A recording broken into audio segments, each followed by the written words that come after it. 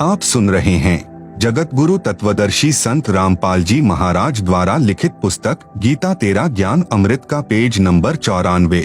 इस श्लोक गीता अध्याय 13 श्लोक 31 में भी यही स्पष्ट किया है कि वह परमात्मा अनादि होने से, निर्गुण होने से प्रत्येक प्राणी के शरीर में यानी सूर्य जैसे घड़े में स्थित होने पर भी न तो कुछ करता है, क्योंकि सब कार्य परमात्मा की शक्ति करती है। जैसे घड़े के जल में सूर्य दिखाई देता है, उससे जल गर्म हो रहा है, वह सूर्य करता नहीं दिखाई देता, उसकी उष्णता कर रही है।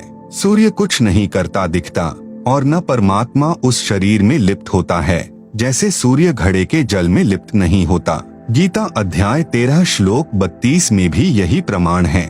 गीता अध्याय 13 श्लोक 33 में आत्मा और शरीर की स्थिति बताई है। गीता अध्याय 13 श्लोक 34 में गीता ज्ञान दाता ने अपने से अन्य परमेश्वर की जानकारी दी है।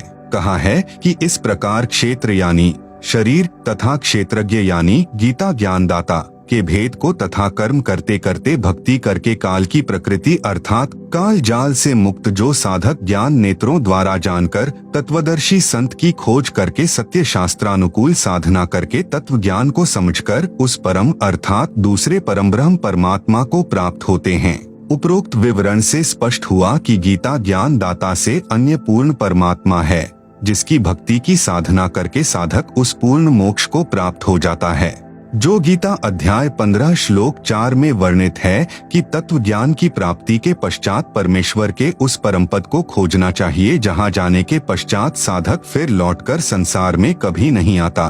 सारांश पूर्वोक्त प्रमाणों से तथा इस गीता अध्याय 13 के उपरोक्त प्रमाणों से स्पष्ट हुआ कि गीता ज्ञान दाता से अन्य परम अक्षर ब्रह्म अर्थात पूर्ण परमात्मा है, जिसकी शरण में जाने के लिए गीता ज्ञान दाता ने गीता अध्याय 18 श्लोक 62-66 में कहा है, वही पूर्ण मोक्षदायक है, वही पूजा करने योग्य है, वही सबका रचनहार है, वही सबका पालनहार धारण करने वाला सर्व सुखदायक है, उसको परमात्मा कहा जाता है। प्रश्न नंबर 49 धर्मदास जी का। गीता अध्याय 4 श्लोक 6 में गीता ज्ञान दाता ने कहा है कि मैं अजन्मा और अविनाशी रूप होते हुए भी समस्त प्राणियों का ईश्वर होते हुए भी अपनी योग माया से प्रकट होता हूँ। इसमें श्री कृष्ण जी अपने आप को समस्त प्राणियों का अविनाशी ईश्वर कह रहे हैं। अपने को अजन्मा भी कहा है। उत्तर जिंदा परमेश्वर जी का। हे धर्मदास जी, गीता का ज्ञान काल ब्रह्म ने श्री कृष्ण जी के शरीर में प्रवेश करके कहा है। श्री कृष्ण जी की कोई भूमिका नहीं है। गीता ज्ञान दाता काल ब्रह्म है। गीता ज्ञान दाता ने कहा है कि जितने प्राणी मेरे 21 ब्रह्मांडों में मेरे अंतर्गत हैं, मैं उनका श्रेष्ठ प्रभु यानी ईश्वर हूँ। यही प्रमाण गीता अध्याय 15 श्लोक 18 में भी है कि गीता ज्ञान दाता ने कहा है कि मैं लोक वेद यानी सुनी सुनाई बातें के आधार से अपने 21 ब्रह्मांडों वाले लोक में पुरुषोत्तम प्रसिद्ध हूँ। आप सुन रहे हैं जगत गुरु तत्वदर्शी संत रामपाल जी महाराज द्वारा लिखित पुस्तक गीता तेरा ज्ञान अमृत का पेज नंबर 95। क्योंकि मैं शरीरधारी प्राणियों से तथा अविनाशी जीवात्मा से भी श्रेष्ठ हूँ, जो मेरे अंतर्गत मेरे 21 ब्रह्मांडों में हैं। वास्तव में पुरुषोत्तम तो कोई अन्य ही है, जिसका वर्णन गीता अध्याय 15 श्लोक 17 में बताया गया है। गीता के अध्याय 4 श्लोक 6 में यह कहा है कि मैं अजह यानी अजन्मा अर्थात मैं तुम्हारी तरह जन्म नहीं लेता, मैं लीला से प्रकट होता हूँ। जैसे गीता अध्याय 10 में विराट रूप दिखाया था। फिर कहा है कि अव्ययात्मा यानी मेरी आत्मा अमर है। फिर कहा है कि आत्ममाया यानी अपनी लीला से संभवामी यानी उत्पन्न होता हूँ। यहाँ पर उत्पन्न होने की बात है, क्योंकि यह काल ब्रह्म अक्षर पुरुष के एक युग के उपरांत मरता है, फिर उस समय एक ब्रह्मांड का विनाश हो जाता है। देखें प्रश्न 9 का उत्तर। फिर दूसरे ब्रह्मांड में सर्व जीवात्माएं चली जाती हैं, काल ब्रह्म की आत्मा भी चली जाती है, वहाँ इसको पुनः युवा शरीर प्राप्त होता है। इसी प्रकार देवी दुर्गा की मृत्यु होती है, फिर काल ब्रह्म के साथ ही इसको भी युवा शरीर प्राप्त होता है। यह परम अक्षर ब्रह्म यानी सत्य पुरुष का विधान है। तो फिर उस नए ब्रह्मांड में दोनों पति पत्नी रूप में नए रजगुण युक्त ब्रह्मा, सतगुण युक्त विष्णु तथा तमगुण युक्त शिव को उत्पन्न करते हैं। फिर उस ब्रह्मांड में सृष्टि क्रम प्रारंभ होता है। इस प्रकार इस काल ब्रह्म की मृत्यु तथा लीला से जन्म होता है। गीता अध्याय 4 श्लोक 9 में भी स्पष्ट है, जिसमें गीता ज्ञान दाता ने कहा है कि मेरे जन्म तथा कर्म अलौकिक हैं। वास्तव में यह नाशवान है। आत्मा सर्व प्राणियों की भी अमर है। आपके महामंडलेश्वरों आचार्यों तथा शंकराचार्यों को आध्यात्मिक ज्ञान बिल्कुल नहीं है, इसलिए अनमोल ग्रंथों को ठीक से न समझकर लोकवेद यानी दंत कथा सुनाते हैं।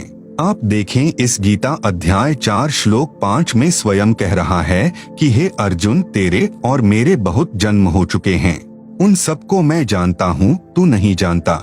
इसका अभिप्राय ऊपर स्पष्ट कर दिया है। संभवात का अर्थ उत्पन्न होना है। प्रमाण यजुर्वेद अध्याय 40 मंत्र 10 में भी कहा है कि कोई तो परमात्मा को संभवात यानी जन्म लेने वाला राम व कृष्ण की तरह मानता है, कोई असंभवात यानी उत्पन्न न होने वाला निराकार मानता है। अर्थात तत्वदर्शी संत जो सत्य ज्ञान बताते हैं, उनसे सुनो, वे बताएंगे कि परमात्मा उत्पन्न होता है या नहीं। वास्तव में परमात्मा स्वयं भू है, वह कभी नहीं जन्मा है और न जन्मेगा। मृत्यु का तो प्रश्न ही नहीं। दूसरी ओर गीता ज्ञान दाता स्वयं कह रहा है कि मैं जन्मता और मरता हूँ, अविनाशी नहीं हूँ। अविनाशी तो परम अक्षर ब्रह्म है। प्रश्न नंबर 50 जिंदा बाबा परमेश्वर जी का। आप जी ने कहा है कि हम शूद्र को निकट भी नहीं बैठने देते, शुद्ध रहते हैं, इससे भक्ति में क्या हानि होती है? उत्तर धर्मदास जी का। शूद्र के छू लेने से भक्त अपवित्र हो जाता है, परमात्मा रुष्ट हो जाता है, आत्मग्लानि हो जाती है। मैं ऊंची जाति के वैश्य हूँ। आप सुन रहे हैं जगत गुरु तत्वदर्शी संत रामपाल जी महाराज द्वारा लिखित पुस्तक गीता तेरा ज्ञान अमृत का पेज नंबर 96 कथनी और करनी में अंतर। प्रश्न नंबर 51 धर्मदास जी का। हे जिंदा, यह तो सत्य ही है कि शूद्र से दूरी बनाए रखने से भक्त की पवित्रता बनी रहती है, क्या आप नहीं मानते? उत्तर बाबा जिंदा का। यह शिक्षा किसने दी? धर्मदास जी ने कहा, हमारे धर्मगुरु बताते हैं, आचार्य शंकराचार्य तथा ब्राह्मण बताते हैं। परमेश्वर कबीर जी ने धर्मदास को बताया। उस समय तक धर्मदास जी को ज्ञान नहीं था कि आपसे वार्ता करने वाला ही कबीर जुलाहा है, कि कबीर जुलाहा एक बार स्वामी रामानंद पंडित जी के साथ तोताद्रिक नामक स्थान पर सत्संग भंडारे में गया। वह स्वामी रामानंद जी का शिष्य है। सत्संग में मुख्य पंडित आचार्यों ने सत्संग में बताया कि भगवान राम ने शूद्र भीलनी के झूठे बेर खाए। भगवान तो समदर्शी थे, वे तो प्रेम से प्रसन्न होते हैं। भक्त को ऊंचे नीचे का अंतर नहीं देखना चाहिए, श्रद्धा देखी जाती है। लक्ष्मण ने सबरी को शूद्र जानकर ग्लानि करके बेर नहीं खाए, फेंक दिए। बाद में वे बेर संजीवन बूटी बने। रावण के साथ युद्ध में लक्ष्मण मूर्छित हो गया, तब हनुमान जी द्रोणागिरी पर्वत को उठाकर लाए, जिस पर संजीवन बूटी उन झूठे बेरों से उगी थी। उस बूटी को खाने से लक्ष्मण सचेत हुआ, जीवन रक्षा हुई। शबरी की भगवान के प्रति ऐसी श्रद्धा थी। किसी की श्रद्धा को ठेस नहीं पहुंचानी चाहिए। सत्संग के तुरंत बाद लंगर यानी भोजन भंडारा शुरू हुआ। पंडितों ने पहले ही योजना बना रखी थी कि स्वामी रामानंद ब्राह्मण के साथ शूद्र जुलाहा कबीर आया है। वह स्वामी रामानंद का शिष्य है। रामानंद जी के साथ खाना खाएगा, हम ब्राह्मणों का अपमान होगा, इसलिए 2 स्थानों पर लंगर शुरू कर दिया। जो पंडितों के लिए भंडार था, उसमें खाना खाने के लिए एक शर्त रखी कि जो पंडितों वाले भंडारे में खाना खाएगा, उसको वेदों के 4 मंत्र सुनाने होंगे। जो मंत्र नहीं सुना पाएगा, वह सामान्य भंडारे में भोजन खाएगा। उनको पता था कि कबीर जुलाहा काशी वाला तो अशिक्षित है, उसको वेद मंत्र कहाँ से याद हो सकते हैं। सब पंडित जी 4 वेद मंत्र सुनाकर पंडितों वाले भोजन भंडारे में प्रवेश कर रहे थे। पंक्ति लगी थी, उसी पंक्ति में कबीर जुलाहा यानी धानक भी खड़ा था। वेद मंत्र सुनाने की कबीर जी की बारी आई। थोड़ी दूरी पर एक भैंसा यानी झोटा घास चर रहा था। कबीर जी ने भैंसे को पुकारा, कहा कि हे भैंस पंडित, कृपया यहाँ आइएगा। भैंसा दौड़ा दौड़ा आया, कबीर जी के पास आकर खड़ा हो गया।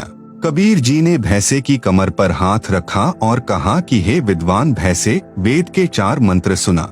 भैंसे ने नंबर 1 यजुर्वेद अध्याय 5 का मंत्र 32 सुनाया, जिसका भावार्थ भी बताया कि जो परम शांतिदायक यानी उसिग 80 जो पाप नाश कर सकता है यानी अंगारी, जो बंधनों का शत्रु अर्थात बंदी छोड़ है यानी बम्भारी, वह कबीरसी कबीर है।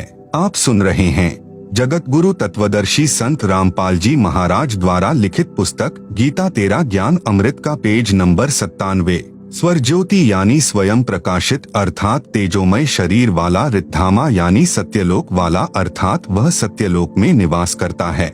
सम्राट यानी सब भगवानों का भी भगवान अर्थात सर्वशक्तिमान सम्राट यानी महाराजा है। नंबर 2 ऋग्वेद मंडल 9 सूक्त 86 मंत्र 26 सुनाया, जिसका भावार्थ है कि परमात्मा ऊपर के लोक से गति यानी प्रस्थान करके आता है, नेक आत्माओं को मिलता है, भक्ति करने वालों के संकट समाप्त करता है। वह कबीर देव यानी कबीर परमेश्वर है। नंबर 3 ऋग्वेद मंडल 9 सूक्त 96 मंत्र 17 सुनाया, जिसका भावार्थ है कि कविह यानी कबीर, कबीर परमात्मा स्वयं पृथ्वी पर प्रकट होकर तत्व ज्ञान प्रचार करता है। कबीरवाणी यानी कबीर वाणी कहलाती है। सत्य आध्यात्मिक ज्ञान तत्व ज्ञान को कबीर परमात्मा लोकोक्तियों, दोहों, शब्दों, चौपाइयों व कविताओं के रूप में पदों में कबीर वाणी द्वारा बोलकर सुनाता है। नंबर 4 ऋग्वेद मंडल 9 सूक्त 94 मंत्र 1 भी सुनाया, जिसका भावार्थ है कि परमात्मा कवियों की तरह आचरण करता हुआ पृथ्वी पर एक स्थान से दूसरे स्थान जाता है। भैंसा फिर बोलता है कि भोले पंडितों, जो मेरे पास इस पंक्ति में जो मेरे ऊपर हाथ रखे खड़ा है, यह वही परमात्मा कबीर है जिसे लोग कवि कहकर पुकारते हैं। इन्हीं की कृपा से मैं आज मनुष्यों की तरह वेद मंत्र सुना रहा हूँ। कबीर परमेश्वर जी ने कहा कि भैंसा पंडित, आप पंडितों वाले लंगर में प्रवेश करके भोजन ग्रहण करें। मैं तो शूद्र हूँ, अशिक्षित हूँ, इसलिए आम जनता के लिए लगे लंगर में भोजन करने जाता हूँ। उसी समय सर्व पंडित जो भैंसे को वेद मंत्र बोलते देखकर एकत्रित हो गए थे, कबीर जी के चरणों में गिर गए तथा अपनी भूल की क्षमा याचना की। परमेश्वर कबीर जी ने कहा, करनी तज कथनी कथे, अज्ञानी दिन रात कुकर ज्यों भौंकत फिरे सुनी सुनाई बात। सत्संग में तो कह रहे थे कि भगवान रामचंद्र जी ने शूद्र जाति की शबरी भीलनी के झूठे बेर रुचि रुचि खाए, कोई छुआछूत नहीं की और स्वयं को तुम परमात्मा से भी उत्तम मानते हो, कहते हो करते नहीं, एक दूसरे से सुनी सुनाई बात कुत्ते की तरह भौंकते रहते हो। सर्व उपस्थित पंडितों सहित हजारों की संख्या में कबीर जुलाहे के शिष्य बने, दीक्षा ली, शास्त्र विरुद्ध भक्ति त्याग कर शास्त्र विधि अनुसार भक्ति शुरू की, आत्म कल्याण कराया। हे धर्मदास, यही बात आप कह रहे हो कि हम शूद्र को पास भी नहीं बैठने देते। आप सुन रहे हैं जगत गुरु तत्वदर्शी संत रामपाल जी महाराज द्वारा लिखित पुस्तक गीता तेरा ज्ञान अमृत का पेज नंबर 98। धर्मदास बहुत शर्मसार हुआ, परंतु परमात्मा की शिक्षा को अपने ऊपर व्यंग्य समझकर खींच गया तथा कहा कि हे जिंदा, आपकी जली भूनी बातें अच्छी नहीं लगती, आपको बोलने की सभ्यता नहीं है, कहते हो कि कुत्ते की तरह सुनी सुनाई बातें तुम सब भौंकते फिरते हो। यह कहकर धर्मदास जी ने मुंह बना लिया, नाराजगी जाहिर की। परमात्मा जिंदा रूप में अंतर ध्यान हो गए। चौथी बार अंतर ध्यान हो गए तो धर्मदास का जीना मुश्किल हो गया, पछाड़ खा खा कर रोने लगा। उस दिन फिर वृंदावन में धर्मदास से परमात्मा की वार्ता हुई थी। इस प्रकार परमेश्वर कबीर जी कुल मिलाकर 6 बार अंतर ध्यान हुए, तब धर्मदास की अक्ल ठिकाने आई। वृंदावन मथुरा से चलकर धर्मदास रोता हुआ अपने गांव बांधवगढ़ की ओर वापस चल पड़ा। धर्मदास जी ने 6 महीनों का कार्यक्रम तीर्थों पर भ्रमण का बना रखा था। वह 15 दिन में ही वापस घर आ गया। गरीब दास जी ने अपनी अमृतवाणी में कहा है, तहाँ वहाँ रोवत है धर्मनी नागर, कहाँ गए मेरे सुख के सागर। अति वियोग हुआ हमसे ती, जैसे निर्धन की लुट जाए खेती। हम तो जाने तुम देह स्वरूपा, हमरी बुद्धि अंध गहर कूपा। कल्प करे और मन में रोवे, दशों दिशा को वो मघ जो है। बेग मिलो कर हूँ अपघाता, मैं ना जीवू सुनो विधाता। जब धर्मदास जी बांधवगढ़ पहुँचा, उस समय बहुत रो रहा था। घर में प्रवेश करके मुंह के बल गिरकर फूट फूट कर रोने लगा। उसकी पत्नी का नाम आमिनी देवी था। अपने पति को रोते देखकर तथा समय से पूर्व वापस लौटा देखकर मन मन में विचार किया कि लगता है भक्त जी को किसी ने लूट लिया है। धन न रहने के कारण वापस लौट आया है। धर्मदास जी के पास बैठकर अपने हाथों आंसू पोंछती हुई बोली, क्यों कच्चा मन कर रहे हो? कोई बात नहीं, किसी ने आपकी यात्रा का धन लूट लिया।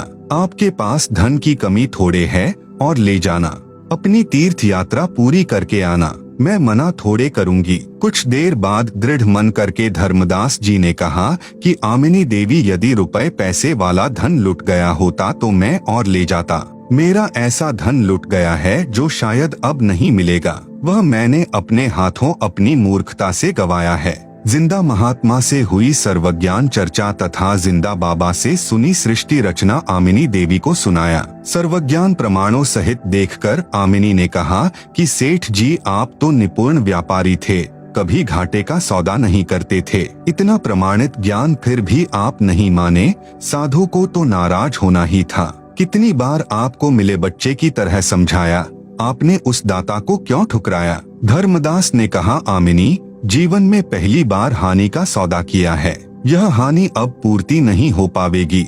आप सुन रहे हैं जगत गुरु तत्वदर्शी संत रामपाल जी महाराज द्वारा लिखित पुस्तक गीता तेरा ज्ञान अमृत का पेज नंबर 99। वह धन नहीं मिला तो मैं जीवित नहीं रह पाऊंगा।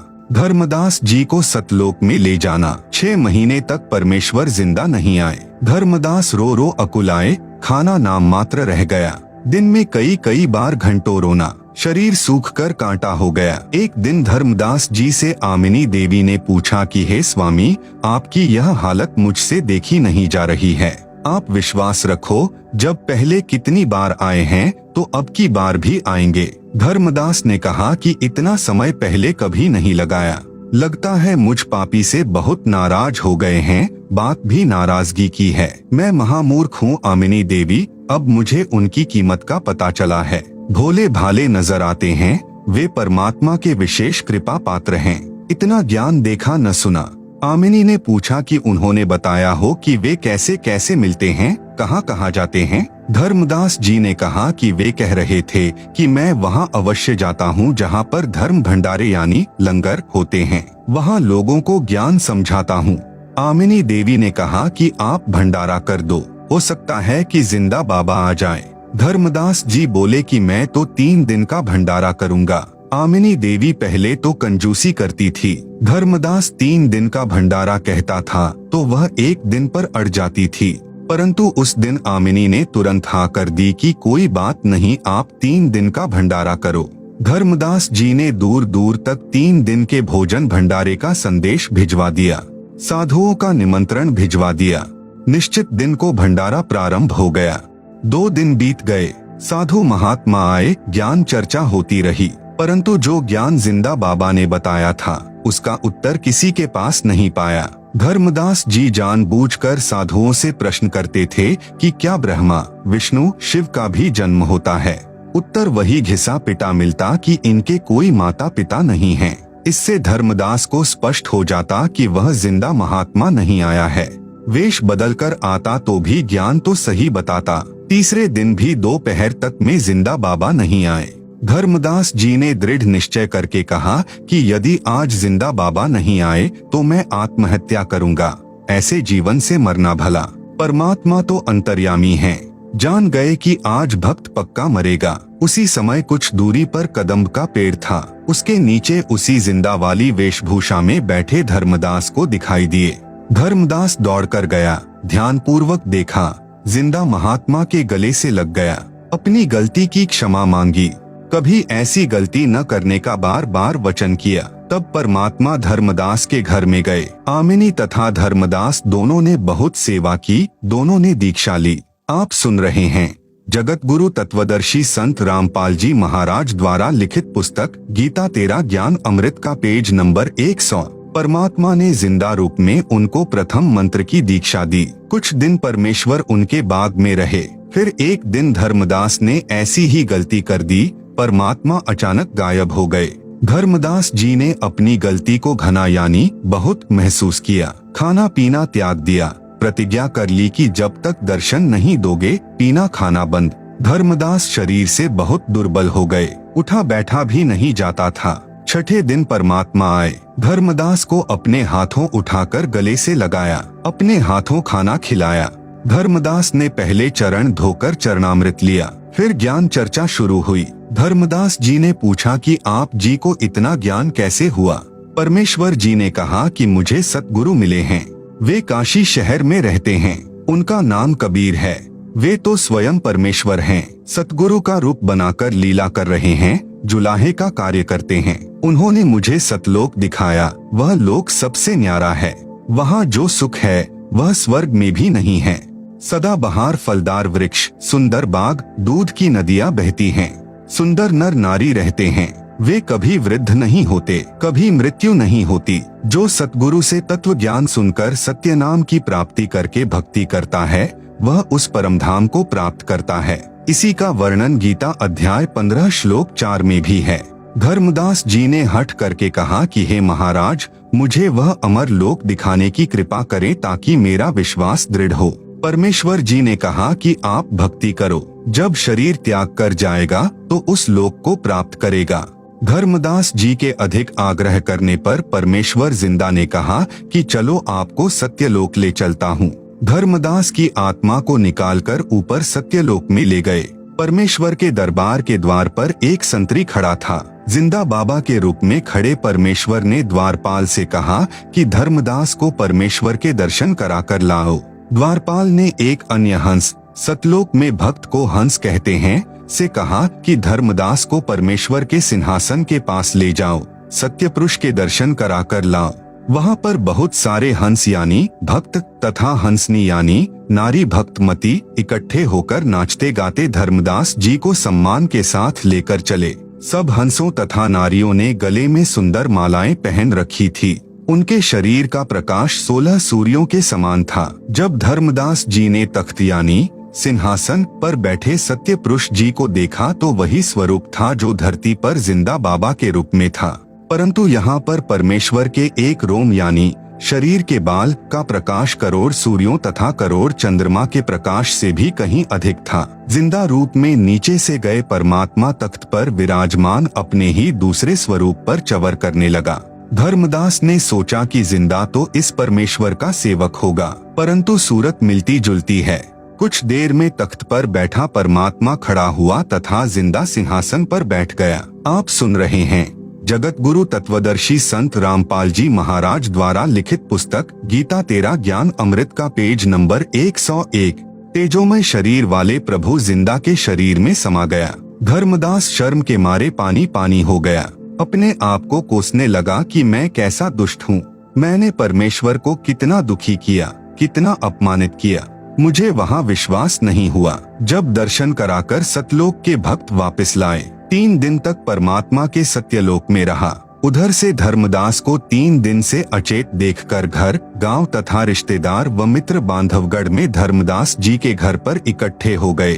कोई झाड़ फूंक करा रहा था, कोई वैद्य से उपचार करा रहा था, परंतु सब उपाय व्यर्थ हो चुके थे। किसी को आशा नहीं रही थी कि धर्मदास जिंदा हो जाएगा। तीसरे दिन परमात्मा ने उसकी आत्मा को शरीर में प्रवेश कर दिया। धर्मदास जी को उस बाग से उठाकर घर ले गए थे, जहाँ से परमात्मा उसको सत्यलोक लेकर गए थे। धर्मदास सचेत हो गया था। धर्मदास जी सचेत होते ही उस बाग में उसी स्थान पर गए तो वही परमात्मा जिंदा बाबा के रूप में बैठे थे।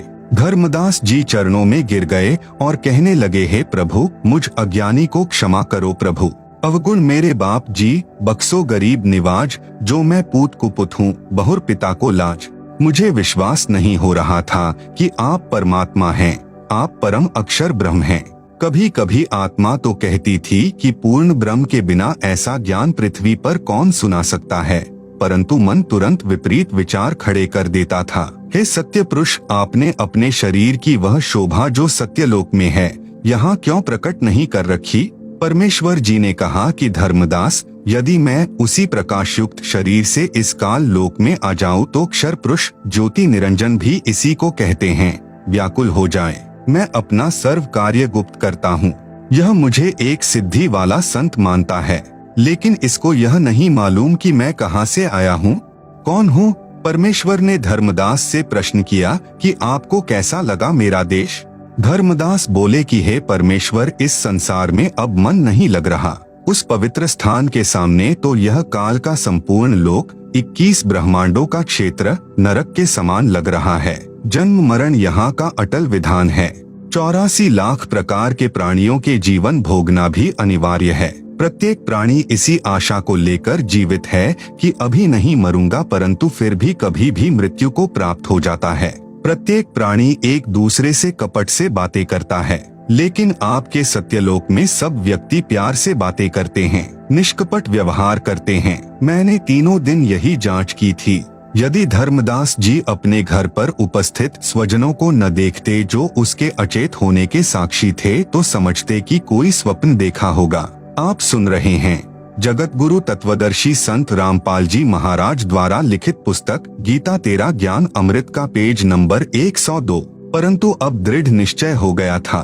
उपरोक्त वर्णन पवित्र कबीर सागर अध्याय ज्ञान प्रकाश पृष्ठ 57-58 पर, मोहम्मद बोध पृष्ठ 20-21 पर, दशमुकामी रेखता ज्ञान स्थिति बोध पृष्ठ 83 पर, अमर मूल पृष्ठ 202 पर। क्या गुरु बदल सकते हैं? धर्मदास ने प्रश्न किया। प्रश्न नंबर 52 धर्मदास जी का। हे प्रभु, क्या गुरु बदल सकते हैं? सुना है संतों से कि गुरु नहीं बदलना चाहिए। गुरु एक ज्ञान अनेक। उत्तर सत्य पुरुष का। जब तक गुरु मिले नहीं साचा, तब तक गुरु करो 10 पांचा। कबीर झूठे गुरु के पक्ष को तजत न लागे वार, द्वार न पावे मोक्ष का, रह वार का वार। भावार्थ, जब तक सच्चा गुरु यानी सतगुरु न मिले तब तक गुरु बदलते रहना चाहिए, चाहे कितने ही गुरु क्यों न बनाने पड़े और बदलने पड़े। झूठे गुरु को तुरंत त्याग देना। कबीर डूबे थे पर उभरे, गुरु के ज्ञान चमक, बेड़ा देखा जर्जरा, उतर चले फड़क। भावार्थ, जिस समय मुझे सत्य गुरु मिले, उनके ज्ञान के प्रकाश से पता चला कि हमारा ज्ञान और समाधान यानी साधना गलत है, तो ऐसे गुरु बदल दिया जैसे किसी डर से पशु फड़क कर बहुत तेज दौड़ता है, और जैसे रात्रि में सफर कर रहे यात्रियों को सुबह प्रकाश में पता चले कि जिस नौका में हम सवार हैं उसमें पानी प्रवेश कर रहा है और साथ में सुरक्षित और साबुत नौका खड़ी है, तो समझदार यात्री जिसने कोई नशा न कर रखा हो, वह तुरंत फूटी नौका को त्याग कर साबुत यानी लीक प्रूफ नौका में बैठ जाता है। मैंने जब काशी में कबीर जी सच्चे गुरु का यह ज्ञान सुना जो आपको सुनाया है, तो जाति धर्म को नहीं देखा। उसी समय सत्य गुरु की शरण में चला गया और दीक्षा मंत्र लेकर भक्ति कर रहा हूँ। सतगुरु ने मुझे दीक्षा देने का आदेश दे रखा है। हे धर्मदास, विचार कीजिए, यदि एक वैद्य से रोगी स्वस्थ नहीं होता तो क्या अन्य डॉक्टर के पास नहीं जाता? धर्मदास ने कहा कि जाता है, जाना भी चाहिए, जीवन रक्षा करनी चाहिए। परमेश्वर ने कहा कि इसी प्रकार मनुष्य जन्म जीव कल्याण के लिए मिलता है। जीव को जन्म मरण का दीर्घ रोग लगा है। यह सत्य नाम तथा सार नाम बिना समाप्त नहीं हो सकता। दोनों मंत्र काशी में सतगुरु कबीर रहते हैं, उनसे मिलते हैं, पृथ्वी पर और किसी के पास नहीं हैं।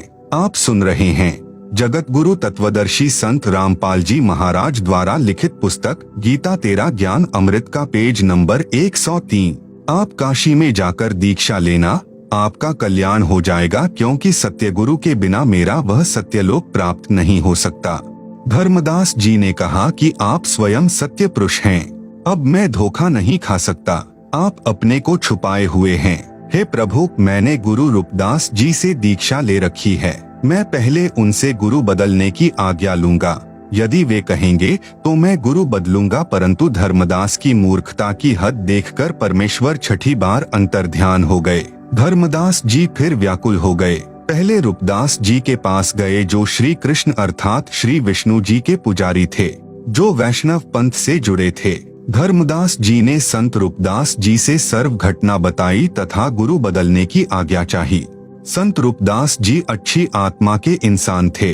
उन्होंने कहा, बेटा धर्मदास, जो ज्ञान आपने सुना है जिस जिंदा बाबा से, यह ज्ञान भगवान ही बता सकता है। मेरी तो आयु अधिक हो गई है, मैं तो इस मार्ग को त्याग नहीं सकता। आपकी इच्छा है तो आप उस महात्मा से दीक्षा ले सकते हो। तब धर्मदास जी काशी में गए। वहाँ पर कबीर जुलाहे की झोंपड़ी का पता किया। वहाँ कपड़ा बुनने का कार्य करते कबीर परमेश्वर को देखकर आश्चर्य का ठिकाना नहीं रहा। खुशी भी अपार हुई कि सतगुरु तथा परमेश्वर यही है। तब उनसे दीक्षा ली और अपना कल्याण कराया। कबीर परमेश्वर जी ने धर्मदास जी को फिर 2 अक्षर, जिसमें एक ओम मंत्र है तथा दूसरा तत् जो सांकेतिक है, का सत्य नाम दिया। फिर सार नाम देकर सतलोक का वासी किया। कलयुग में परमात्मा अन्य निम्न अच्छी आत्माओं यानी दृढ़ भक्तों को मिले। नंबर 2 संत मलूक दास अरोड़ा जी को मिले। नंबर 3 संत दादू दास जी आमेर राजस्थान वाले को मिले। नंबर 4 संत नानक देव जी को सुल्तानपुर शहर के पास बह रही बेई नदी पर मिले, जहां गुरु द्वारा सच्चखंड साहिब यादगार रूप में बना है। नंबर 5 संत गरीब दास जी गांव छुड़ानी जिला झज्जर हरियाणा वाले को मिले, उस स्थान पर वर्तमान में यादगार बनी हुई है। संत गरीब दास जी 10 वर्ष के बच्चे थे। अपने ही खेतों में अन्य कई ग्वालों के संग गौएं चराने जाया करते थे। परमेश्वर जिंदा बाबा के रूप में सत्यलोक यानी सच्चखंड से चलकर आए। यह लोक सर्व भवनों के ऊपर ही जहां परमात्मा रहते हैं। संत गरीब दास जी की आत्मा को ऊपर अपने लोक में परमेश्वर लेकर गए। बच्चे को मृत जानकर शाम को चिता पर रखकर अंतिम संस्कार करने वाले थे। तत्काल परमात्मा ने संत गरीबदास जी की आत्मा को ऊपर ब्रह्मांडों का भ्रमण कराकर सत्य ज्ञान बताकर शरीर में प्रवेश कर दिया। बालक जीवित हो गया। यह घटना फाल्गुन शुदी द्वादशी संवत 1784 सन 1727 की है। आप सुन रहे हैं जगत गुरु तत्वदर्शी संत रामपाल जी महाराज द्वारा लिखित पुस्तक गीता तेरा ज्ञान अमृत का पेज नंबर 104। संत गरीब दास जी को परमात्मा ने तत्व ज्ञान प्रदान किया, उनका ज्ञान योग खोल दिया, जिस कारण से संत गरीब दास जी ने 24,000 वाणी बोली जो संत गोपाल दास जी द्वारा लिखी गई। उन अमृतवाणियों को छपवाकर ग्रंथ रूप दे दिया है। यह दास यानी संत रामपाल दास उसी से सत्संग किया करता है। संत गरीब दास जी ने अमृत वाणी में कहा है, गरीब हम सुल्तानी नानक तारे दादू को उपदेश दिया, जाति जुलाहा भेद ना पाया, काशी माहे कबीर हुआ। गरीब अनंत कोटि ब्रह्मांड का एक रति नहीं भार, सतगुरु पुरुष कबीर हैं कुल के सिरजनहार। भावार्थ संत गरीब दास जी ने परमात्मा से प्राप्त दिव्य दृष्टि से देखकर भूत भविष्य का ज्ञान कहा है। बताया है कि जो काशी नगर उत्तर प्रदेश में जुलाहा कबीर जी थे, वे सर्व ब्रह्मांडों के सृजनहार हैं। सर्व ब्रह्मांडों को अपनी शक्ति से ठहराया है। परमेश्वर कबीर जी पर उनका कोई भार नहीं है। जैसे वैज्ञानिकों ने हवाई जहाज रॉकेट बनाकर उड़ा दिए, स्वयं भी बैठकर यात्रा करते हैं। इस प्रकार संत गरीब दास जी ने परमेश्वर जी को आंखों देखकर उनकी महिमा बताई है। नंबर 6 संत घीसा दास जी गांव खेखड़ा जिला बागपत उत्तर प्रदेश को मिले थे। पुस्तक विस्तार को मद्देनजर रखते हुए अधिक विस्तार नहीं कर रहा हूं। अधिक जानकारी के लिए www.jagatgururampalji.org से खोलकर अधिक ज्ञान ग्रहण कर सकते हैं। वेद मंत्रों की फोटोकॉपी दी गई है, जिसे आप पुस्तक में देख सकते हैं। प्रमाण ऋग्वेद मंडल नंबर 9 सूक्त 86 मंत्र 26 से 27। विवेचन पुस्तक में दी गई फोटोकॉपी ऋग्वेद मंडल 9 सूक्त 86 मंत्र 26 की है, जो आर्य समाज के आचार्यों व महर्षि दयानंद के चेलों द्वारा अनुवादित है, जिसमें स्पष्ट है कि यज्ञ करने वाले अर्थात धार्मिक अनुष्ठान करने वाले यजमानों अर्थात भक्तों के लिए परमात्मा सब रास्तों को सुगम करता हुआ अर्थात जीवन रूपी सफर के मार्ग को दुखों रहित करके सुगम बनाता हुआ उनके विघ्नों अर्थात संकटों का मर्दन करता है अर्थात समाप्त करता है। आप सुन रहे हैं जगत गुरु तत्वदर्शी संत रामपाल जी महाराज द्वारा लिखित पुस्तक गीता तेरा ज्ञान अमृत का पेज नंबर 105। भक्तों को पवित्र अर्थात पाप रहित विकार रहित करता है। जैसा कि अगले मंत्र 27 में कहा है कि जो परमात्मा धुलोक अर्थात सत्यलोक के तीसरे पृष्ठ पर विराजमान है, वहाँ पर परमात्मा के शरीर का प्रकाश बहुत अधिक है। उदाहरण के लिए परमात्मा के एक रोम यानी शरीर के बाल का प्रकाश करोड़ सूर्य तथा इतने ही चंद्रमाओं के मिले जुले प्रकाश से भी अधिक है। यदि वह परमात्मा उसी प्रकाश युक्त शरीर से पृथ्वी पर प्रकट हो जाए तो हमारी चर्म दृष्टि उन्हें देख नहीं सकती। जैसे उल्लू पक्षी दिन में सूर्य के प्रकाश के कारण कुछ भी नहीं देख पाता है, यही दशा मनुष्यों की हो जाए। इसलिए वह परमात्मा अपने रूप अर्थात शरीर के प्रकाश को सरल करता हुआ उस स्थान से जहाँ परमात्मा ऊपर रहता है, वहां से गति करके बिजली के समान क्रीड़ा अर्थात लीला करता हुआ चलकर आता है, श्रेष्ठ पुरुषों को मिलता है। यह भी स्पष्ट है कि आप कवियः अर्थात कबीरदेव हैं। हम उन्हें कबीर साहेब कहते हैं। विवेचन पुस्तक में दी गई फोटोकॉपी ऋग्वेद मंडल 9 सूक्त 86 के मंत्र 27 की है। इसमें स्पष्ट है कि परमात्मा धुलोक अर्थात अमर लोक के तीसरे पृष्ठ अर्थात भाग पर विराजमान है। सत्यलोक अर्थात शाश्वत स्थान के 3 भाग हैं। एक भाग में वन पहाड़ झरने बाग बगीचे आदि हैं। यह बाह्य भाग है अर्थात बाहरी भाग है। जैसे भारत की राजधानी दिल्ली भी 3 भागों में बंटी है। बाहरी दिल्ली जिसमें गांव खेत खलिहान और नहरें हैं, दूसरा बाजार बना है, तीसरा संसद भवन तथा कार्यालय हैं। इसके पश्चात धुलोक में बस्तियां हैं। सपरिवार मोक्ष प्राप्त हंसात्माएं रहती हैं। पृथ्वी पर जैसे भक्त को भक्तात्मा कहते हैं, इसी प्रकार सत्यलोक में हंसात्मा कहलाते हैं। तीसरे भाग में सर्वोपरि परमात्मा का सिंहासन है। आप सुन रहे हैं जगत गुरु तत्वदर्शी संत रामपाल जी महाराज द्वारा लिखित पुस्तक गीता तेरा ज्ञान अमृत का पेज नंबर 106। उसके आसपास केवल नर आत्माएं रहती हैं। वहाँ स्त्री पुरुष का जोड़ा नहीं है। वे यदि अपना परिवार चाहते हैं तो शब्द यानी वचन से केवल पुत्र उत्पन्न कर लेते हैं। इस प्रकार शाश्वत स्थान अर्थात सत्यलोक 3 भागों में परमात्मा ने बांट रखा है। वहाँ यानी सत्यलोक में प्रत्येक स्थान पर रहने वालों में वृद्धावस्था नहीं है, वहाँ मृत्यु नहीं है। इसीलिए गीता अध्याय 7 श्लोक 29 में कहा है कि जो जरा अर्थात वृद्ध अवस्था तथा मरण अर्थात मृत्यु से छूटने का प्रयत्न करते हैं, वे तत् ब्रह्म अर्थात परम अक्षर ब्रह्म को जानते हैं। सत्यलोक में सत्य पुरुष रहता है, वहाँ पर जरा मरण नहीं है। बच्चे युवा होकर सदा युवा रहते हैं। प्रमाण के लिए ऋग्वेद मंडल नंबर 9 सूक्त 82 मंत्र 1 से 2 का फोटो कॉपी देखें जिसे पुस्तक में दिया गया है। विवेचन पुस्तक में दी गई ऋग्वेद मंडल 9 सूक्त 82 मंत्र 1 से 2 की फोटो कॉपी है। यह अनुवाद महर्षि दयानंद जी के दिशा निर्देश से उन्हीं के चेलों ने किया है और सार्वदेशिक आर्य प्रतिनिधि सभा दिल्ली से प्रकाशित है। आप सुन रहे हैं जगत गुरु तत्वदर्शी संत रामपाल जी महाराज द्वारा लिखित पुस्तक गीता तेरा ज्ञान अमृत का पेज नंबर 107। इनमें स्पष्ट है कि मंत्र 1 में कहा है, सर्व की उत्पत्ति करने वाला परमात्मा तेजोमय शरीर युक्त है, पापों को नाश करने वाला और सुखों की वर्षा करने वाला अर्थात सुखों की झड़ी लगाने वाला है। वह ऊपर सत्यलोक में सिंहासन पर बैठा है जो देखने में राजा के समान है। यही प्रमाण सूक्ष्म वेद में है कि अर्श कुर्श पर सफेद गुमट है जहाँ परमेश्वर का डेरा, श्वेत छत्र सिर मुकुट विराजे देखत न उस चेहरे नु। यही प्रमाण बाइबल ग्रंथ तथा कुरान शरीफ में है कि परमात्मा ने 6 दिन में सृष्टि रची और 7वें दिन ऊपर आकाश में तख्त अर्थात सिंहासन पर जा विराजा। बाइबल के उत्पत्ति ग्रंथ अध्याय 2 श्लोक 26 से 30 तथा कुरान शरीफ की सूरत फुरकानी 25 आयत 52 से 59 में है। वह परमात्मा अपने अमर धाम से चलकर पृथ्वी पर शब्द वाणी से ज्ञान सुनाता है। वह वर्णीय अर्थात आदरणीय श्रेष्ठ व्यक्तियों को प्राप्त होता है, उनको मिलता है।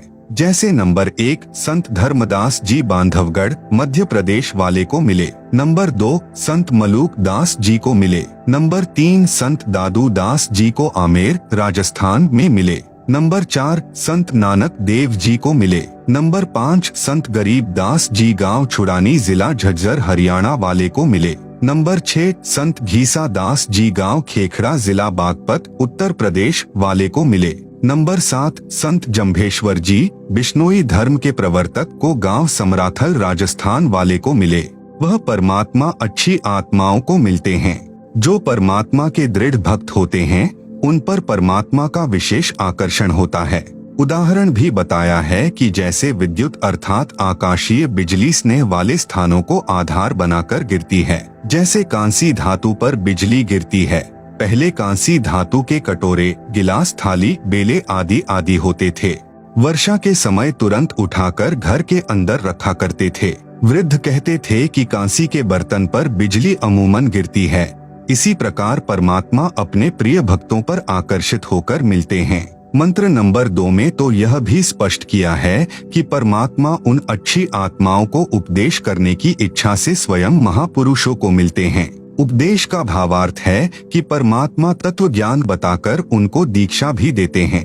उनके सतगुरु भी स्वयं परमात्मा होते हैं। यह भी स्पष्ट किया है कि परमात्मा अत्यंत गतिशील पदार्थ अर्थात बिजली के समान तीव्रगामी होकर हमारे धार्मिक अनुष्ठानों में आप पहुँचते हैं।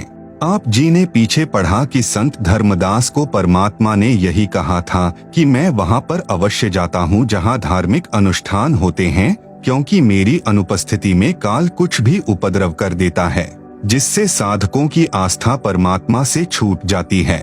मेरे रहते वह ऐसी गड़बड़ नहीं कर सकता। आप सुन रहे हैं जगत गुरु तत्वदर्शी संत रामपाल जी महाराज द्वारा लिखित पुस्तक गीता तेरा ज्ञान अमृत का पेज नंबर 108। इसीलिए गीता अध्याय 3 श्लोक 15 में कहा है कि वह अविनाशी परमात्मा जिसने ब्रह्म को भी उत्पन्न किया सदा ही यज्ञों में प्रतिष्ठित है, अर्थात धार्मिक अनुष्ठानों में उसी को इष्ट रूप में मानकर आरती स्तुति करनी चाहिए। इस ऋग्वेद मंडल 9 सूक्त 82 मंत्र 2 में यह भी स्पष्ट किया है कि आप कविर्वेधस्य यानी कविर्देव है, जो सर्व को उपदेश देने की इच्छा से आते हो। आप पवित्र परमात्मा हैं, हमारे पापों को छुड़वाकर अर्थात नाश करके। हे अमर परमात्मा, आप हमको सुख दें और द्युतम वसाना निर्निजम परियसी यानी हम आपकी संतान हैं। हमारे प्रति वह वात्सल्य वाला प्रेम भाव उत्पन्न करते हुए उसी निर्निजम यानी सुंदर रूप को परियासी यानी उत्पन्न करें, अर्थात हमारे को अपने बच्चे जानकर जैसे पहले और जब चाहे तब आप अपनी प्यारी आत्माओं को प्रकट होकर मिलते हैं, उसी तरह हमें भी दर्शन दें। प्रमाण के लिए ऋग्वेद मंडल नंबर 9 सूक्त 96 मंत्र 16 से 20 का फोटो कापी देखें, जिसे पुस्तक में दिया गया है। ऋग्वेद मंडल 9 सूक्त 96 के मंत्र 16 में कहा है कि हे परमात्मन, आप अपने श्रेष्ठ गुप्त नाम का ज्ञान कराएं। उस नाम को मंत्र 17 में बताया है कि वह कविया यानी कविर्देव है। आप सुन रहे हैं जगत गुरु तत्वदर्शी संत रामपाल जी महाराज द्वारा लिखित पुस्तक गीता तेरा ज्ञान अमृत का पेज नंबर 109 मंत्र नंबर 17 की केवल हिंदी शिशुम जज्ञानम हरियंतम यानी परमेश्वर जानबूझकर तत्व ज्ञान बताने के उद्देश्य से शिशु रूप में प्रकट होता है। उनके ज्ञान को सुनकर मरुतो गणेन यानी भक्तों का बहुत बड़ा समूह उस परमात्मा का अनुयायी बन जाता है। मृजंती शुमयंती वहिन, वह ज्ञान बुद्धिजीवी लोगों को समझ आता है। वे उस परमेश्वर की स्तुति भक्ति तत्व ज्ञान के आधार से करते हैं। वह भक्ति वहिन यानी शीघ्र लाभ देने वाली होती है। वह परमात्मा अपने तत्व ज्ञान को काव्येना यानी कवित्व से अर्थात कवियों की तरह दोहों शब्दों लोकोक्तियों चौपाइयों द्वारा, कबीर गीर्भियः यानी कबीर वाणी द्वारा अर्थात कबीर वाणी द्वारा, पवित्रम अतिरेभन यानी शुद्ध ज्ञान को उच्चे स्वर में गर्ज गर्ज कर बोलते हैं। वह कवियः यानी कवि की तरह आचरण करने वाला कबीरदेव, संत यानी संत रूप में प्रकट, सोम यानी अमर परमात्मा होता है। ऋग्वेद मंडल 9 सूक्त 96 मंत्र 17। विशेष इस मंत्र के मूल पाठ में 2 बार कवियः शब्द है। आर्य समाज के अनुवादकर्ताओं ने एक कवियः का अर्थ ही नहीं किया है। ऋग्वेद मंडल 9 सूक्त 96 मंत्र 18 का फोटो कापी दिया गया है, जिसे आप पुस्तक में देख सकते हैं। विवेचन पुस्तक में दी गई ऋग्वेद मंडल 9 सूक्त 96 मंत्र 18 की फोटो कापी है, जिसका अनुवाद महर्षि दयानंद जी के अनुयायियों ने किया है। सार्वदेशिक आर्य प्रतिनिधि सभा दिल्ली द्वारा अनुवादित है। इस पर विवेचन करते हैं। इसके अनुवाद में भी बहुत सी गलतियां हैं जो आर्य समाज के आचार्यों ने की है। हम संस्कृत भी समझ सकते हैं। विवेचन करता हूँ तथा यथार्थ अनुवाद व भावार्थ स्पष्ट करता हूँ। मंत्र 17 में कहा है कि ऋषि या संत रूप में प्रकट होकर परमात्मा अमृतवाणी अपने मुख कमल से बोलता है और उस ज्ञान को समझकर अनेकों अनुयायियों का समूह बन जाता है। यह यानी जो वाणी परमात्मा तत्व ज्ञान की सुनाता है, वे ऋषिकृत यानी ऋषि रूप में प्रकट परमात्मा कृत सहस्रणीय यानी हजारों वाणियां अर्थात कबीर वाणियां, ऋषि मना यानी ऋषि स्वभाव वाले भक्तों के लिए स्वर्शाह यानी आनंददायक होती हैं। आप सुन रहे हैं जगत गुरु तत्वदर्शी संत रामपाल जी महाराज द्वारा लिखित पुस्तक गीता तेरा ज्ञान अमृत का पेज नंबर 110। कविनाम पदवीयः यानी कवित्व से दोहों चौपाइयों में वाणी बोलने के कारण वह परमात्मा प्रसिद्ध कवियों में से एक कवि की भी पदवी प्राप्त करता है।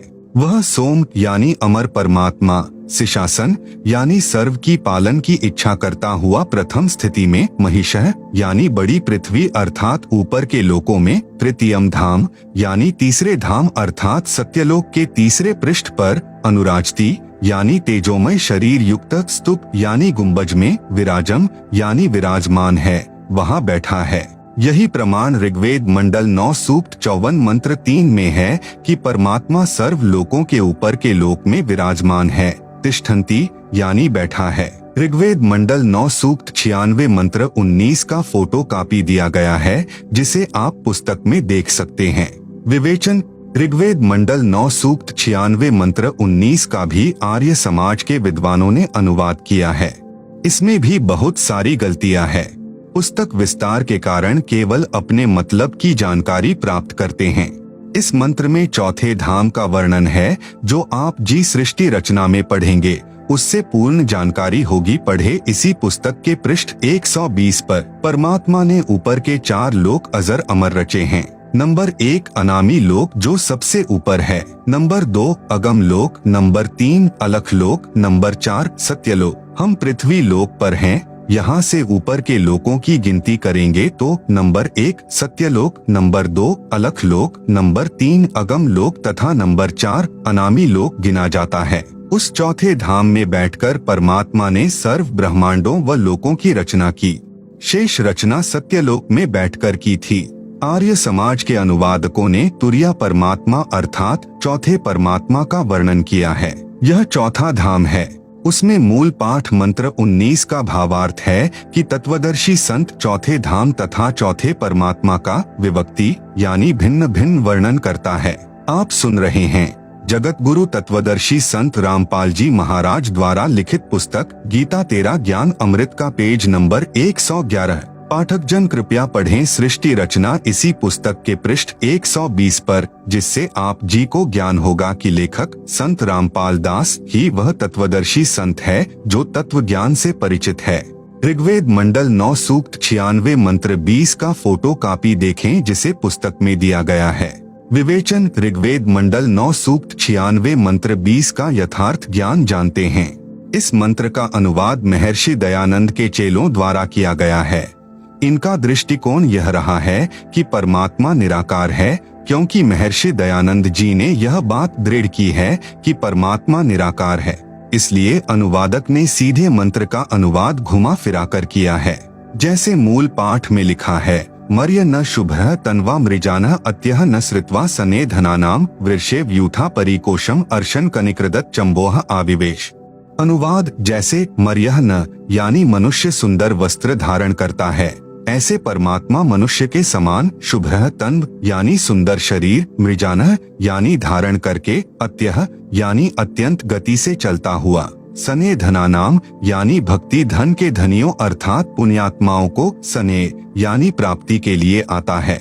यूथा वृषेव यानी जैसे एक समुदाय को उसका सेनापति प्राप्त होता है, ऐसे वह परमात्मा संत व ऋषि रूप में प्रकट होता है तो उसके बहुत संख्या में अनुयायी बन जाते हैं और परमात्मा उनका गुरु रूप में मुखिया होता है। वह परमात्मा परिकोशम यानी प्रथम ब्रह्मांड में, अर्शन यानी प्राप्त होकर अर्थात आकर, कनिकृदत यानी ऊंचे स्वर में सत्य ज्ञान उच्चारण करता हुआ, चंबोह यानी पृथ्वी खंड में, अविवेश यानी प्रविष्ट होता है। भावार्थ: जैसे पूर्व में वेद मंत्रों में कहा है कि परमात्मा ऊपर के लोक में रहता है, वहां से गति करके अपने रूप को अर्थात शरीर के तेज को सरल करके पृथ्वी पर आता है। इस ऋग्वेद मंडल 9 सूक्त 96 मंत्र 20 में उसी की पुष्टि की है। कहा है कि जैसे मनुष्य वस्त्र धारण करता है, ऐसे अन्य शरीर धारण करके परमात्मा मानव रूप में पृथ्वी पर आता है और धनानाम यानी दृढ़ भक्तों यानी अच्छी पुण्यात्माओं को प्राप्त होता है, उनको वाणी उच्चारण करके तत्व ज्ञान सुनाता है। आप सुन रहे हैं जगत गुरु तत्वदर्शी संत रामपाल जी महाराज द्वारा लिखित पुस्तक गीता तेरा ज्ञान अमृत का पेज नंबर 112। विवेचन: ये ऋग्वेद मंडल 9 सूक्त 96 मंत्र 16 से 20 की फोटो कापियां हैं, जिनका हिंदी अनुवाद महर्षि दयानंद सरस्वती आर्य समाज प्रवर्तक के दिशा निर्देश से उनके आर्य समाजी चेलों ने किया है। यह अनुवाद कुछ कुछ ठीक है, अधिक गलत है। पहले अधिक ठीक या कुछ कुछ गलत था जो मेरे द्वारा शुद्ध करके विवेचन में लिख दिया है। अब अधिक गलत को शुद्ध करके लिखता हूँ। ऋग्वेद मंडल 9 सूक्त 96 मंत्र 16 में कहा है कि हे परमात्मा, आपका जो गुप्त वास्तविक चारु यानी श्रेष्ठ नाम यानी नाम है उसका ज्ञान कराएं। प्रिय पाठकों, जैसे भारत के राजा को प्रधानमंत्री कहते हैं, यह उनकी पदवी का प्रतीक है। उनका वास्तविक नाम कोई अन्य ही होता है। जैसे पहले प्रधानमंत्री जी पंडित जवाहरलाल नेहरू जी थे। जवाहरलाल उनका वास्तविक नाम है। इस मंत्र 16 में कहा है कि हे परमात्मा, आपका जो वास्तविक नाम है वह सोत्रिम्य यानी उपासना करने का, स्वायुध यानी स्वचालित शस्त्र के समान, पूयमान यानी अज्ञान रूपी गंध को नाश करके पापनाशक है। आप अपने उस सत्य मंत्र का हमें ज्ञान कराएं। देव सोम यानी हे अमर परमेश्वर, आपका वह मंत्र श्वासों द्वारा नाक आदि, गाह यानी इंद्रियों से, वासुम अभि यानी श्वास उश्वास से जपने से, सप्तिरिव यानी सप्तिह इव यानी विद्युत जैसी गति से अर्थात शीघ्रता से, अभिवाजम यानी भक्ति धन से परिपूर्ण करके, श्रवस्यामी यानी ऐश्वर्य को तथा मोक्ष को प्राप्त कराइए। प्रिय पाठकों से निवेदन है कि इस ऋग्वेद मंडल 9 सूक्त 96 मंत्र 16 के अनुवाद में बहुत सी गलतियां थी जो शुद्ध कर दी हैं। प्रमाण के लिए मूल पाठ में अभिवाजम शब्द है, इसका अनुवाद नहीं किया गया है। इसके स्थान पर अभिगमय शब्द का अर्थ जोड़ा है जो मूल पाठ में नहीं है। विवेचन ऋग्वेद मंडल 9 सूक्त 96 मंत्र 17 के अनुवाद में भी बहुत गलतियां हैं जो आर्य समाजियों द्वारा अनुवादित है। अब शुद्ध करके लिखता हूँ। जैसा कि पूर्वोक्त ऋग्वेद मंडल 9 सूक्त 86 तथा 82 के मंत्रों में प्रमाण है कि परमात्मा अपने शाश्वत स्थान से जो धूलोक के तीसरे स्थान पर विराजमान है, वहां से चलकर पृथ्वी पर जानबूझकर किसी खास उद्देश्य से प्रकट होता है। परमात्मा सर्व ब्रह्मांडों में बसे प्राणियों की परवरिश 3 स्थिति में करते हैं।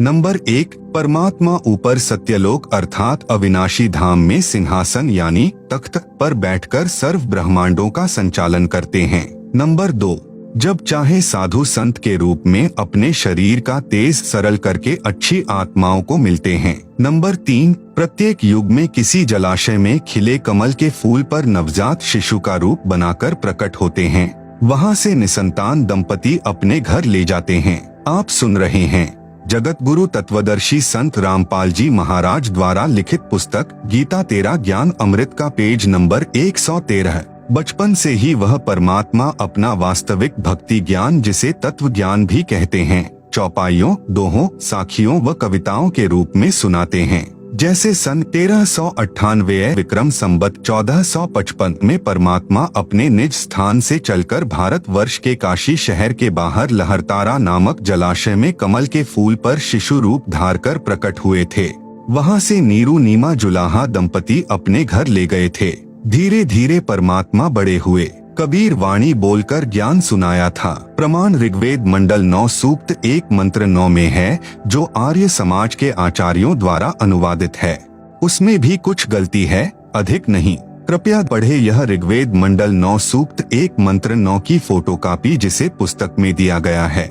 विवेचन पुस्तक में दी गई फोटो कॉपी ऋग्वेद मंडल 9 सूक्त 1 मंत्र 9 की है। इसमें स्पष्ट है कि सोम यानी अमर परमात्मा जब शिशु रूप में प्रकट होता है तो उसकी परवरिश की लीला कुंवारी गायों यानी अभि अधन्या धेनुवह द्वारा होती है। यही प्रमाण कबीर सागर के अध्याय ज्ञान प्रकाश में है कि जिस परमेश्वर कबीर जी को नीरू नीमा अपने घर ले गए, तब शिशु रूपधारी परमात्मा ने न अन्न खाया न दूध पिया।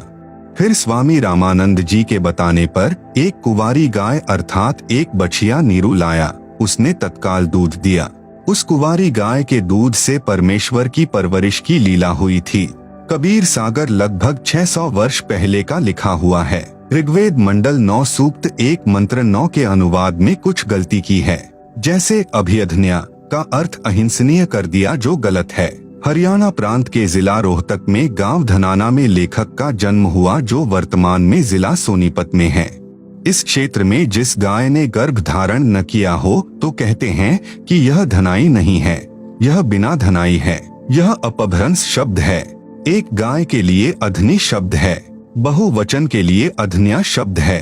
अधन्या का अर्थ है बिना धनाई गौवें तथा अभिधन्या का अर्थ है पूर्ण रूप से बिना धनाई अर्थात कुंवारी गायें अर्थात बछिया। आप सुन रहे हैं जगत गुरु तत्वदर्शी संत रामपाल जी महाराज द्वारा लिखित पुस्तक गीता तेरा ज्ञान अमृत का पेज नंबर 114। अब ऋग्वेद मंडल 9 सूक्त 96 मंत्र 17 का शुद्ध अनुवाद करता हूँ। केवल हिंदी। शिशुम जज्ञानम हरियंतम, यानी परमेश्वर जानबूझकर तत्व ज्ञान बताने के उद्देश्य से शिशु रूप में प्रकट होता है। उनके ज्ञान को सुनकर मरुतो गणेन यानी भक्तों का बहुत बड़ा समूह उस परमात्मा का अनुयायी बन जाता है। मृजंती शुम्यंती वहिन, यानी वह ज्ञान बुद्धिजीवी लोगों को समझाता है। वे उस परमेश्वर की स्तुति भक्ति तत्व ज्ञान के आधार से करते हैं। वह भक्ति वहिन यानी शीघ्र लाभ देने वाली होती है। वे परमात्मा अपने तत्व ज्ञान को काव्यना यानी कवित्व से अर्थात कवियों की तरह दोहों शब्दों लोकोक्तियों चौपाइयों द्वारा, कबीर गीर्भियः यानी कबीर वाणी द्वारा अर्थात कबीर वाणी द्वारा, पवित्रम अतिरेभन यानी शुद्ध ज्ञान को ऊंचे स्वर में गर्ज गर्ज कर बोलते हैं। वह कवियः यानी कवि की तरह आचरण करने वाला कबीरदेव, संत यानी संत रूप में प्रकट, सोम यानी अमर परमात्मा होता है। ऋग्वेद मंडल 9 सूक्त 96 मंत्र 17। विशेष इस मंत्र के मूल पाठ में 2 बार कवियः शब्द है। आर्य समाज के अनुवादकर्ताओं ने एक कवियः का अर्थ ही नहीं किया है। विवेचन ऋग्वेद मंडल 9 सूक्त 96 मंत्र 18 पर विवेचन करते हैं। इसके अनुवाद में भी बहुत सी गलतियां हैं। हम संस्कृत भी समझ सकते हैं।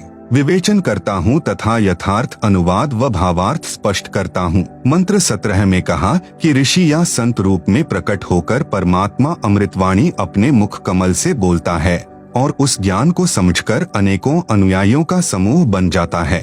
यह यानी जो वाणी परमात्मा तत्व ज्ञान की सुनाता है वे ऋषिकृत यानी ऋषि रूप में प्रकट परमात्मा कृत सहस्रणीथः यानी हजारों वाणियां अर्थात कबीर वाणियां, ऋषिम्ना यानी ऋषि स्वभाव वाले भक्तों के लिए स्वर्शाह यानी आनंददायक होती हैं।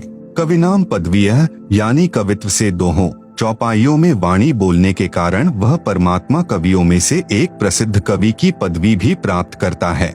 वह सोम यानी अमर परमात्मा, सिशासन यानी सर्व की पालन की इच्छा करता हुआ प्रथम स्थिति में, महिषः यानी बड़ी पृथ्वी अर्थात ऊपर के लोकों में, तृतीयम धाम यानी तीसरे धाम अर्थात सत्यलोक के तीसरे पृष्ठ पर, अनुराजती यानी तेजोमय शरीर युक्त स्तूप यानी गुंबज में, विराजम यानी विराजमान है, वहाँ बैठा है। यही प्रमाण ऋग्वेद मंडल 9 सूक्त 54 मंत्र 3 में है कि परमात्मा सर्व लोकों के ऊपर के लोक में विराजमान है। तिष्ठन्ति यानी बैठा है। विवेचन ऋग्वेद मंडल 9 सूक्त 96 मंत्र 19 का भी आर्य समाज के विद्वानों ने अनुवाद किया है। इसमें भी बहुत सारी गलतियां हैं। पुस्तक विस्तार के कारण केवल अपने मतलब की जानकारी प्राप्त करते हैं।